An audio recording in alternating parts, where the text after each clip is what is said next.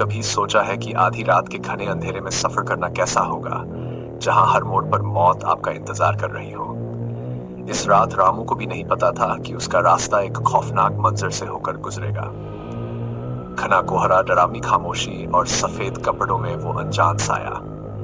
क्या रामू इस सवारी को पूरी कर पाएगा या फिर इस डरावने सफर में उसकी कहानी भी वही खत्म हो जाएगी? इस भयानक कहानी में शामिल हुए और जानिए कि उस अजनबी के साथ रामू का क्या हुआ। तो चलिए, हिम्मत जुटाए और मेरे साथ चलिए इस खौफनाक सफर पर, जहां हर कदम पर साया मौत का है।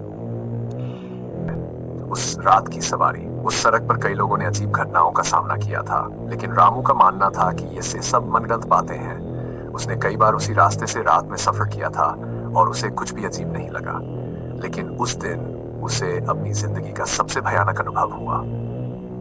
रात के लगभग 2 बज रहे थे और रामू अपने दोस्त के घर से लौट रहा था। घना कोहरा था और रास्ता भयानक सन्नाटे में डूबा हुआ था। उसकी बाइक की हेडलाइट्स मुश्किल से कुछ ही दूरी तक दिखा रही थी। अचानक उसने सड़क के किनारे एक आदमी को हाथ देकर रुकने का इशारा करते देखा।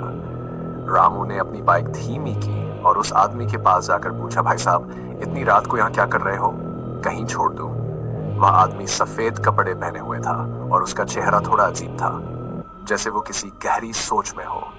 उसने सिर हिलाकर रामू को रुकने का इशारा किया और पीछे बैठ गया। रामू ने बाइक चलानी शुरू कर दी। रास्ते में उसने उससे पूछा, आपको कहाँ जाना है? वह आदमी धीरे धीरे बोलने लगा, मुझे तो तुम्हारे ही साथ जाना है। रामू को उसकी बात समझ नहीं आई, लेकिन उसने ध्यान नहीं दिया और बाइक चलाता रहा।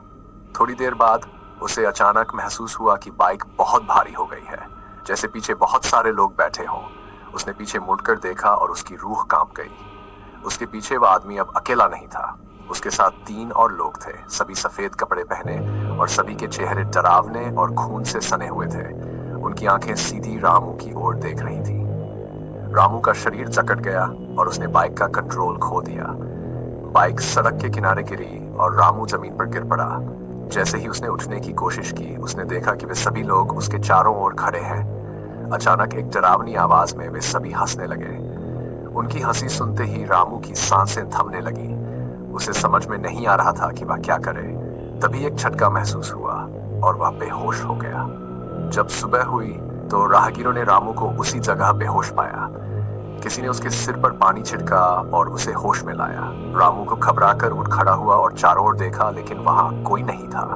उसने उन राहगीरों को अपने साथ हुई घटना बताई तो उन्होंने कहा, तुम्हें नहीं पता, ये वही रास्ता है जहां लोग अचानक गायब हो जाते हैं। तुमने बड़ी मुश्किल से अपनी जान बचाई। उस दिन के बाद से रामू ने कसम खा ली कि वह कभी उस रास्ते से नहीं गुजरेगा।